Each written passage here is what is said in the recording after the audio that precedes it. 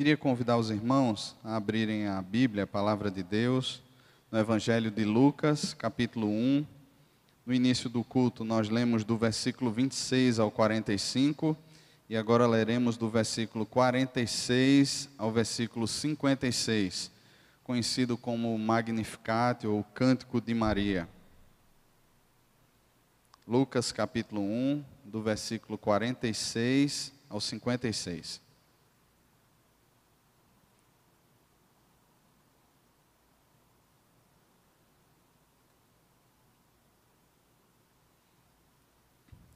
Nos diz assim a palavra do Senhor.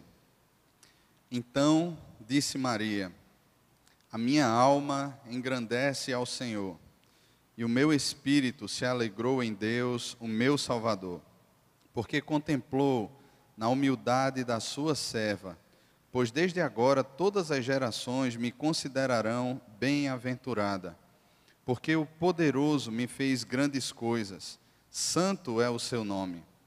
A sua misericórdia vai de geração em geração sobre os que o temem. Agiu com o seu braço valorosamente, dispensou os que no coração alimentavam pensamentos soberbos. Derribou do seu trono os poderosos e exaltou os humildes. Encheu de bem os famintos e despediu vazios os ricos. Amparou a Israel, seu servo, a fim de lembrar-se da sua misericórdia a favor de Abraão e de sua descendência para sempre, como prometera aos nossos pais. Maria permaneceu cerca de 3 meses com Isabel e voltou para casa. Amém. Hoje, creio que boa parte do mundo, se não todo mundo, claro que algumas culturas não seguem esse calendário, nem tampouco comemoram essa data, mas em quase todo mundo é comemorado hoje o Dia das Mães. Ainda que seja principalmente o Dia do Senhor, nós abrimos um parêntese para homenagear as mães, para falar do seu valor. E é interessante quando a gente olha para a vida dessa mãe aqui. E eu creio que a gente pode aprender muito com a vida dela, com a experiência dela, com a espiritualidade dela. Porque, irmãos, nos nossos dias há uma dificuldade muito grande, eu já tenho falado sobre isso algumas vezes, entre aquilo que cremos e, de alguma forma, aquilo que vivemos. Muitas vezes a teologia que temos, todo o ensino que temos, ela não está associada, ou todo esse conteúdo não está associado àquilo que vivemos, ou à forma como vivemos.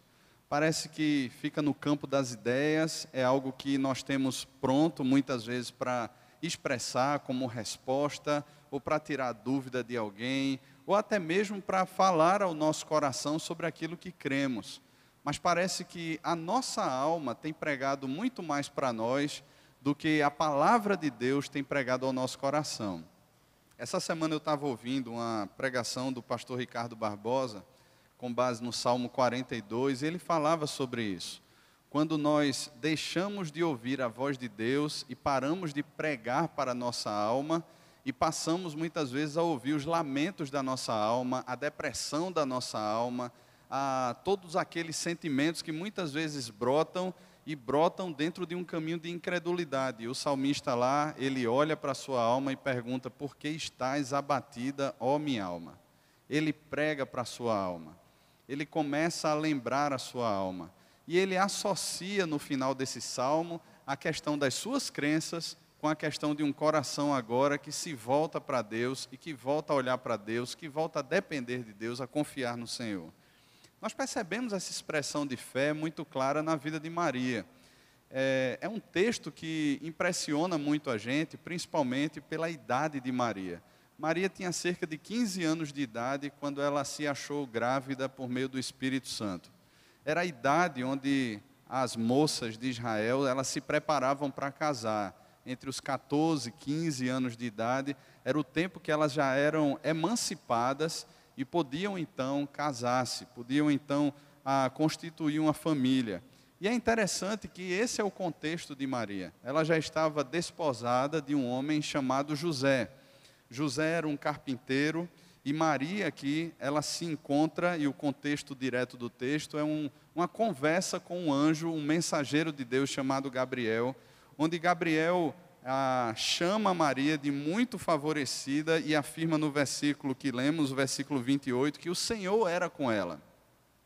Maria, ao ouvir essa expressão, ou essas palavras do anjo Gabriel, ela teme, ela fica impressionada com aquilo. Como é que alguém, um ser celestial, um anjo, aparece diante de mim e me transmite essas palavras? Aquilo impressiona, aquilo choca o coração de Maria, por ser jovem, por estar diante de um fato completamente inusitado, diante de uma cena que aconteceu apenas uma vez na história, não existiu antes de Maria, nem depois de Maria, o anúncio que foi feito a Maria aqui.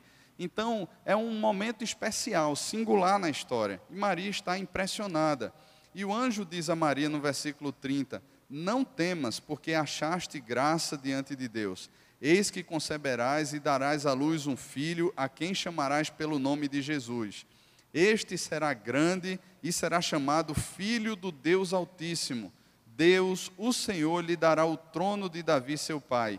Ele reinará para sempre sobre a casa de Jacó, e o seu reinado não terá fim. Agora pensa você, no lugar de Maria, como é que você se sentiria ou se perceberia diante de uma afirmação dessa? E o que é que você perderia, abrindo a sua vida agora, abrindo o seu coração para fazer parte desse plano de Deus?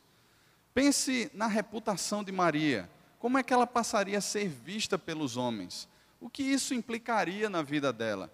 De repente, irmãos, qualquer um de nós poderia começar a levantar as nossas defesas ou as nossas justificativas, ou até mesmo pensar se de fato vale a pena cumprir aquilo que é vontade de Deus, fazer aquilo que é vontade de Deus. Entretanto, o coração de Maria aqui, ele se coloca dentro de uma postura completamente submissa.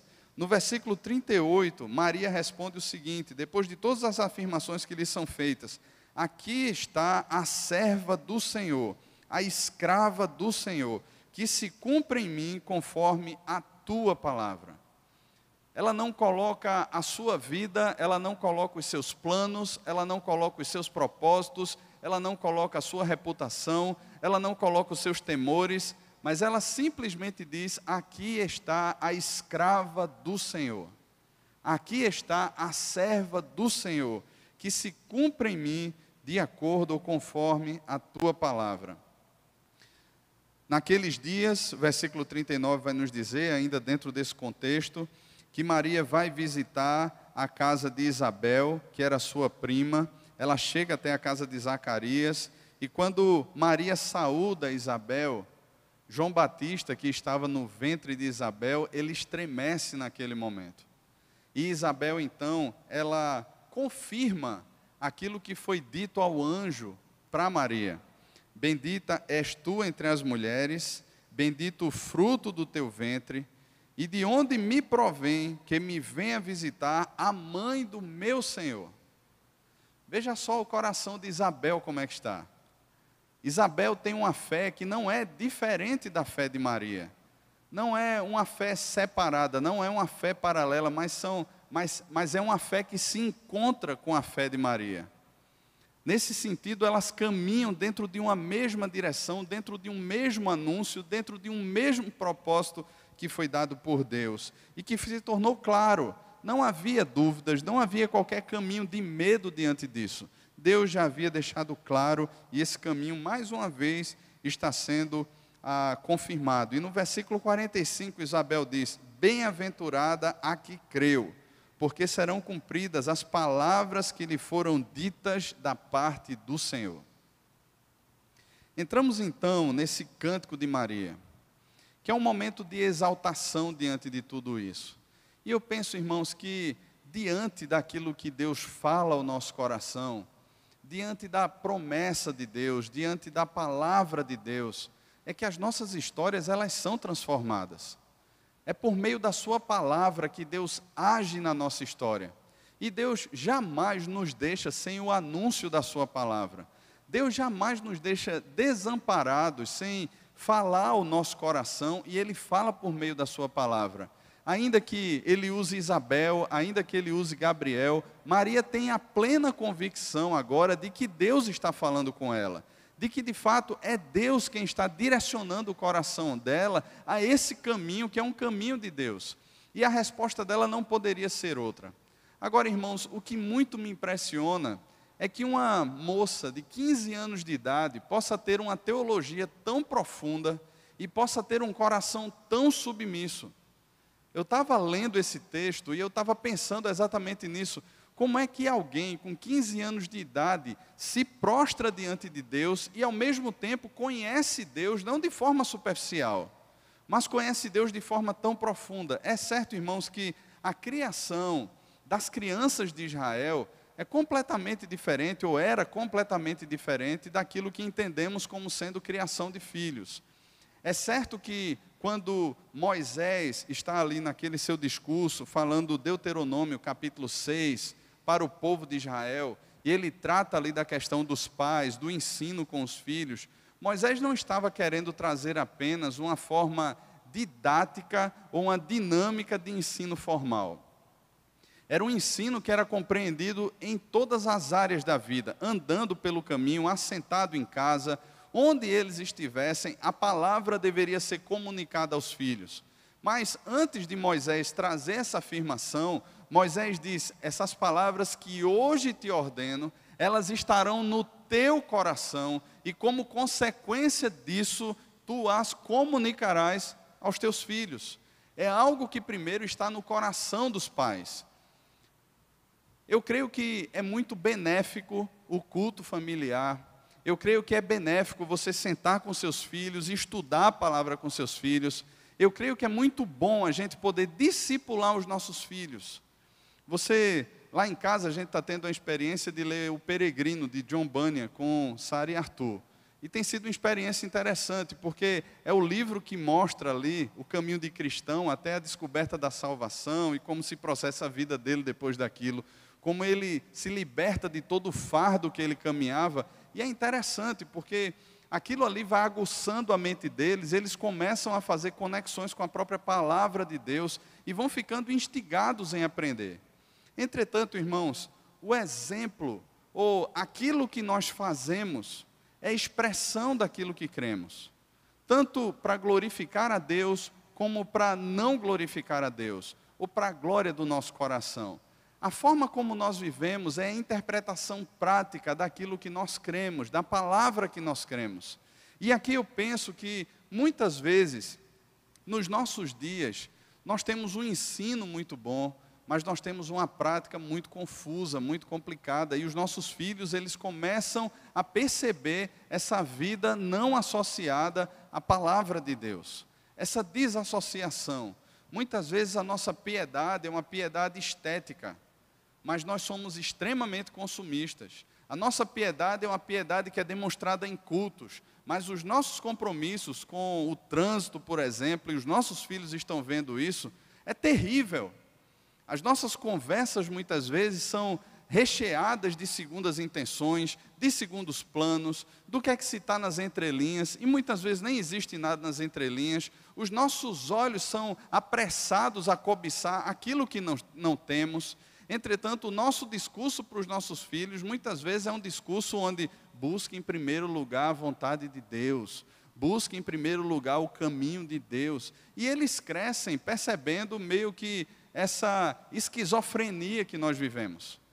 Nós afirmamos crer numa coisa, mas temos um coração muito distante daquilo. Os nossos interesses pessoais, o desejo de estabelecermos os nossos reinos pessoais, não está associado com a palavra de Deus, nem a submissão à palavra de Deus. E muitas vezes, nesses casos, Deus acaba servindo para nós como um ator coadjuvante, ou alguém que está ali, que existe apenas para que eu acesse quando me é necessário, ou quando de alguma forma eu preciso me libertar de alguma culpa, ou até mesmo como um caminho mal aprendido de relacionamento com Deus. As crianças judaicas, elas aprendiam de forma constante a palavra de Deus. É claro que nem todo que é nascido em Israel é de fato israelita, Mas a gente percebe aqui uma remanescente fiel desse ensino quando ele é aliado a uma vida que glorifica a Deus. Essa moça de 15 anos de idade, então, ela passa a expressar não só a sua teologia, mas ela passa a expressar um coração, ou ela passa a mostrar um coração completamente submisso à palavra de Deus e à vontade de Deus. Alguns aspectos, então, desse cântico de Maria. Maria, então, expressa o seguinte: a minha alma magnifica ou engrandece ao Senhor, e o meu espírito se alegrou em Deus, o meu Salvador, porque contemplou na humildade da sua serva. É interessante isso, porque ela não nega, ou ela de alguma forma não tenta maquiar a sua realidade. Provavelmente ela era uma moça pobre, era uma moça que não tinha recursos, era uma moça que talvez jamais fosse percebida por qualquer patamar mais avançado da sociedade. Talvez ela jamais conseguisse galgar na sociedade a degraus mais elevados. Entretanto, ela percebe que Deus olha para ela. Ela percebe que o seu coração e a sua vida não passam desapercebidos diante de Deus. Ela não olha para isso e diz assim: olha, então a glória é minha, então a honra é minha, porque as virtudes são minhas. Mas ela louva ao Senhor. A minha alma engrandece ao Senhor. O meu espírito se alegrou em Deus, o meu Salvador.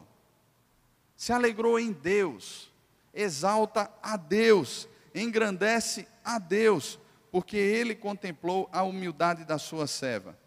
Quando a gente olha, irmãos, o ensino bíblico, por exemplo, Filipenses, no capítulo 2, a partir do versículo 5, o apóstolo Paulo nos traz uma lição muito preciosa ali.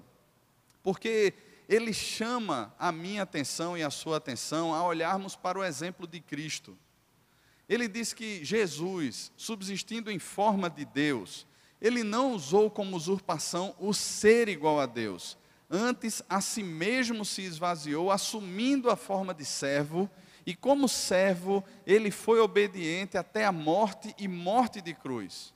E pelo que Deus o exaltou sobremaneira, mas a exaltação vem de Deus. Mas o caminho que é apontado para o nosso coração é: tende em vós o mesmo sentimento que houve também em Cristo Jesus. É o sentimento de se despir. E eu penso, irmãos, que esse sentimento, ele era vivido pelo homem antes da queda. Porque o homem não se percebia a partir de si mesmo. O homem não discernia a sua vida a partir de si mesmo. O homem não discernia a vida a partir dos seus potenciais, a partir dos seus ideais, a partir daquilo que ele poderia ser ou fazer, porque ele era definido em Deus, ele era em Deus. E aquilo que ele produzia a partir de Deus. E nisso consiste a humildade do coração do homem, em percebermos a nossa vida completamente absorvida em Deus. Sem Deus nada somos, sem Deus nada podemos fazer. E é isso que Maria está expressando aqui, quando ela fala dessa humildade. Ela reconhece que a vida dela só é vida em Deus. É por isso que o seu espírito se alegra em Deus. É por isso que o seu coração exulta a Deus. É por isso que ela não tributa a ela glória nenhuma. Porque ela é humilde.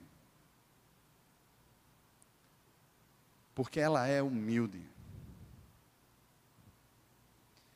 E ela continua dizendo no versículo ainda 48, pois desde agora todas as gerações me considerarão bem-aventurada, porque o poderoso me fez grandes coisas. Veja só, no texto de Filipenses capítulo 2, o que Paulo vai dizer é que Deus exaltou a Cristo sobremaneira e lhe deu um nome que está acima de todo nome.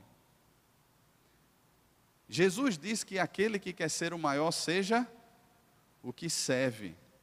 Na matemática do reino, a coisa se processa completamente diferente, irmãos. Nos nossos dias, se nós quisermos ser grandes aos olhos dos homens, nós não podemos ser fracos. Se você vai fazer uma entrevista de emprego, você tem que se mostrar forte. Se você se encontra na frente de pessoas, essa expressão líder, que é colocada hoje em dia como sendo um parâmetro até de espiritualidade, e que de espiritualidade bíblica não tem nada, essa expressão revela um ser forte, um ser que não cai, um ser imbatível, um ser que está acima de tudo e de todos de alguma forma, que consegue arrastar as multidões, que consegue liderar uma empresa, que consegue motivar os funcionários, que consegue de alguma forma ter as rédeas nas mãos. Esse tipo de visão antibíblica, ela toma muitas vezes o nosso coração e nós absorvemos isso como se fosse verdade. Mas isso é uma mentira, irmãos. Porque Deus sabe qual é a nossa estrutura.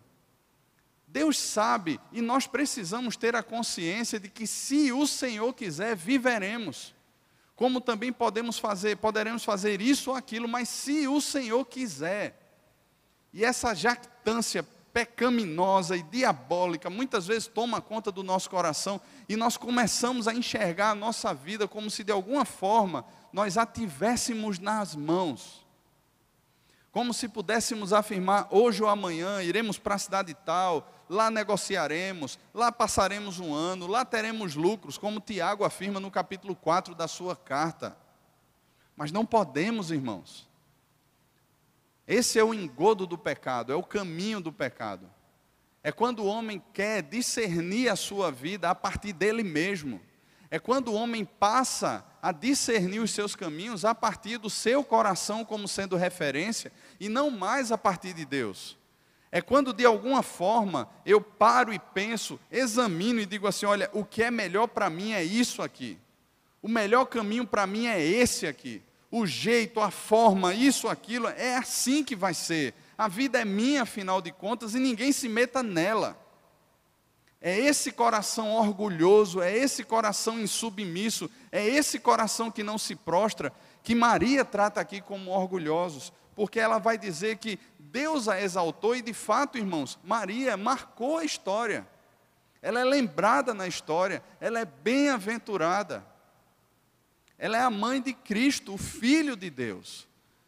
E não tem como arrancar isso dela, essa bem-aventurança dela. Deus honrou aquela mulher e ela é honrada para sempre. Não tem como mudar a história. Ainda que nós não adoremos a Maria, mas nós honramos essa mulher, porque de fato Deus a honrou e ela é bem-aventurada, pelo que as gerações a chamarão, a considerarão bem-aventuradas, mas não porque ela fez isso, mas porque Deus fez isso. E esse reconhecimento ela possui no coração. Entretanto, irmãos, existe um outro grupo. Veja só, o versículo 51. Deus agiu com o seu braço valorosamente, dispersou os que no coração.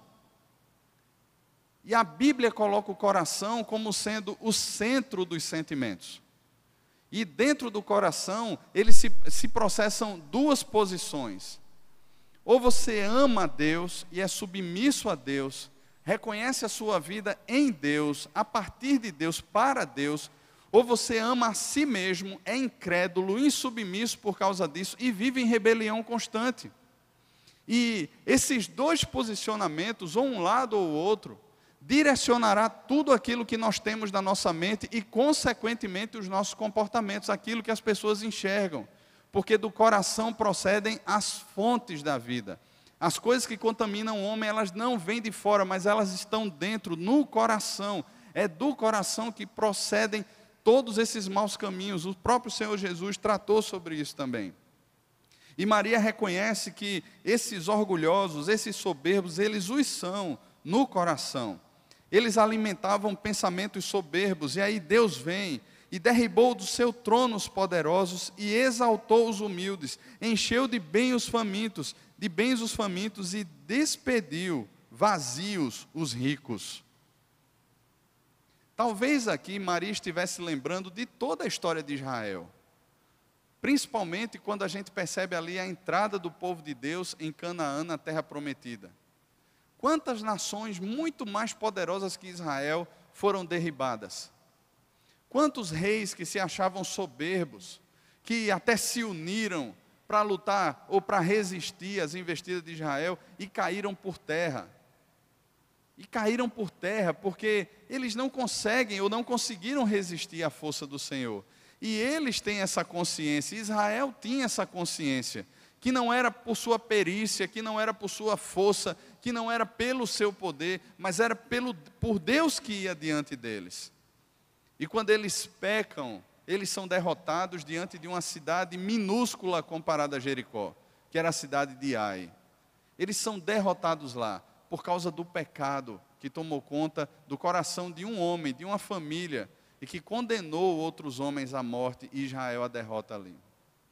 Entretanto, irmãos, a história mostra esse braço forte do Senhor, tanto de forma nacional, tirando reis soberbos de Israel e Judá, como também para além das fronteiras do povo de Deus. Deus fazia questão de mostrar a sua força e poder, e Maria talvez aqui esteja lembrando de todas essas histórias. Mas por outro lado, eu penso também que Maria está pensando aqui, talvez dentro da mesma linha de pensamento que o apóstolo Paulo trata na sua primeira carta, no capítulo 1, quando ele afirma que Deus considerou louca a sabedoria segundo os sábios desse mundo. Deus considerou a sabedoria desses homens desprezível, porque por meio da sua sabedoria, por meio da sua filosofia, por meio daquilo que eles acham que podem de alguma forma planejar ou encaminhar como sendo um padrão de verdade, eles não atingem a Deus, eles não chegam a Deus. E é até essa perspectiva de que todo caminho chega em Deus, essa mentira, ela cai por terra nesse momento. Porque o apóstolo Paulo, ele faz questão de dizer que nós somos salvos pela loucura do Evangelho, pela loucura da pregação do Evangelho, pela exposição de um Cristo que se torna fraqueza para o judeu e loucura para os gregos, porque não conseguem de alguma forma juntar os pensamentos e dizer assim, olha, isso aí é lógico. Isso aí é lógico. Deus faz questão de tornar louca a sabedoria desse mundo. Aqueles que se põem num caminho de orgulho, num caminho pessoal, de afirmação, Deus faz questão de destronar, Deus faz questão de arrasar, Deus faz questão de humilhar, de despedir vazios os ricos. Mas por outro lado, Ele exalta os humildes e Ele enche de bens aqueles que são famintos. E um terceiro aspecto que eu percebo aqui em Maria, a partir do versículo 54, ela diz que Deus amparou a Israel, seu servo, a fim de lembrar-se da sua misericórdia a favor de Abraão e de sua descendência para sempre, como prometera aos nossos pais. Eu acho bem legal aqui, porque o anjo, quando fala a Maria, o anjo fala que ele se assentará no trono de Davi. E ele diz, Davi, seu pai. Mas quando Maria ela vai falar aqui mais na frente, ela não cita Davi, mas ela vai lá atrás, ela vai na promessa que Deus fez a Abraão, que nele seriam benditas todas as famílias da terra. Ela vai lá atrás e lembra da aliança que Deus fez com Abraão. A aliança de ser o Deus de um povo, de um remanescente fiel, de um povo que não seria o povo que vence pela força do braço, o povo que alcança uma justiça pela força do braço, mas o povo que crê num justificador, o povo que se dobra diante de Deus, o povo que tem uma aliança, que tem um pacto com Deus. E é essa relação pactual que está na mente de Maria nesse momento. Ela diz, ele se lembrará da sua misericórdia a favor de Abraão e da descendência de Abraão para sempre. Quando nós lemos Romanos, nós percebemos ali Paulo, a partir do capítulo 9, capítulo 10, até o começo do capítulo 11, tratando sobre a linhagem espiritual de Abraão. E essa linhagem espiritual é definida em Isaque. Ele é o filho da promessa de Deus. E todos nós, sejamos judeus ou gentios, que cremos no Senhor Jesus, nós passamos a fazer parte dessa aliança, nós somos esse descendente espiritual. Nós não somos um plano B de Deus. Nós não somos um enxerto mal feito, mas Deus nos escolheu nele antes da fundação do mundo, assim como somos vasos de honra, Deus tem seus vasos de ira preparados para a destruição, e se nós conhecemos um dia o Senhor Jesus, nós fazemos parte dessa descendência que foi prometida a Abraão, dessa geração que foi prometida a Abraão, daquilo que Deus ele já tinha anunciado para a mulher desde o Éden, quando ele está ali falando à serpente, ele diz assim, olha, existirão duas descendências sobre a terra. Haverá a descendência da serpente e a descendência da mulher. E essas duas descendências, elas começam a ser mostradas nos primeiros filhos que nascem. E elas se encaminham sobre a terra, vasos de honra e vasos de desonra. E Deus tem um pacto, Deus tem uma aliança, não com o sangue de Israel como um todo, mas com o seu remanescente fiel. E esse remanescente fiel somos nós, irmãos. E todos os judeus que já creram e um dia crerão e creem no Senhor Jesus, nós somos esse remanescente fiel. E é exatamente nisso que Maria está falando, está pensando aqui. Sabe, irmãos, uma moça de 15 anos de idade, que consegue perceber a história da redenção se cumprindo, e que se coloca submissa diante de Deus, abrindo mão de toda a sua reputação, do que as pessoas pudessem pensar, do que o próprio José pudesse pensar, do que qualquer circunstância humana, ela se submete a Deus. Ela não tem medo do que ela vai perder, ela confia em Deus. E é por isso que o seu coração está feliz em Deus, está satisfeito em Deus, se alegra em Deus, e ela pode exaltar a Deus, porque não vem por meio das mãos humanas, nem da exaltação do próprio coração, a bênção sobre a vida dela, mas ela exalta a Deus, ela sabe que vem de Deus, e ela se prostra diante do Senhor.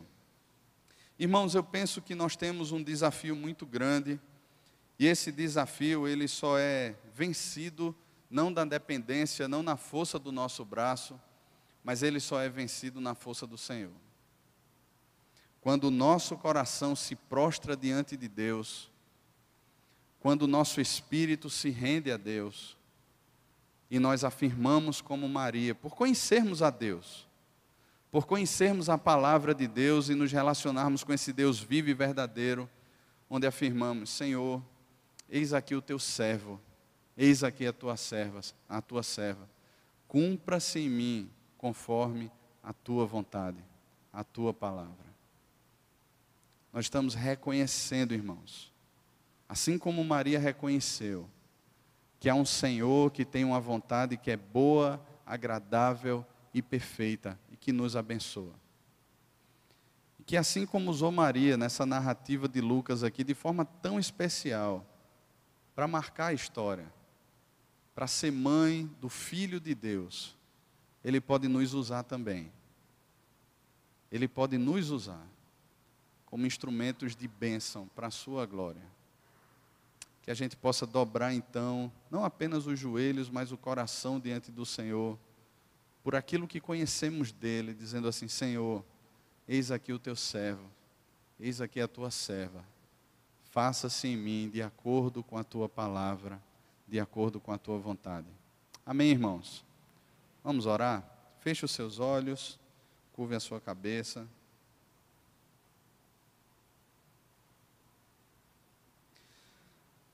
Senhor, reconhecemos aqui a tua bondade, reconhecemos aqui o teu caráter, a tua graça, e ao mesmo tempo, Pai, reconhecemos aqui a nossa fragilidade, a nossa pequenez, as nossas limitações, a nossa fraqueza. Senhor, é isso que o pecado nos tornou, fracos. Mas ao mesmo tempo, Pai, quando olhamos para Cristo, nós percebemos que nele, a nossa fraqueza, e só por causa dele, ela se torna força. A nossa falta de vigor é renovada na esperança do Redentor. Os nossos ídolos são depostos e o nosso coração se prostra diante de um único Senhor, que reconhecemos ter, como cantamos aqui, cada uma das estrelas do céu na palma das suas mãos, que chama cada uma delas pelo seu nome, por ser Ele forte em força e grande em poder, nenhuma delas só vem a faltar. E por isso, Pai, o nosso coração não tem outra posição para estar, senão prostrados diante do Senhor. Reconhecemos que nada somos a partir de nós mesmos, nada podemos produzir, porque a nossa vida, o nosso respirar depende do Senhor. E simplesmente, Pai, prostrados, dizemos: Senhor, faça-se então conforme a tua vontade. Assim como orou João Batista, Pai, nós oramos aqui nessa noite, que o Senhor cresça em nós e que a gente diminua, Senhor. Que o Senhor seja honrado e glorificado, Pai. E que não a nós, mas só ao teu nome seja dada toda a glória, todo o louvor. Porque o Senhor é digno, Pai. Em nome de Jesus. Amém. Amém. Deus nos abençoe, irmão.